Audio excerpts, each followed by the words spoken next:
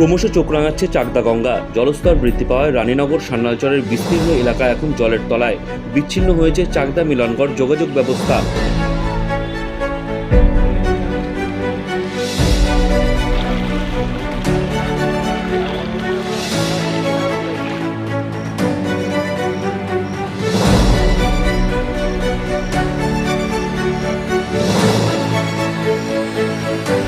বন্ধ Chakdah Hooghly ferry service.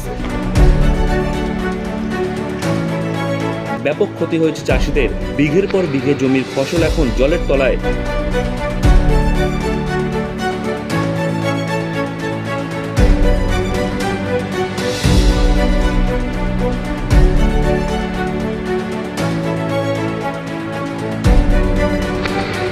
গঙ্গার জল এসে পৌঁছেছে চাকদার সুপ্রিম পেপার মিল পর্যন্ত।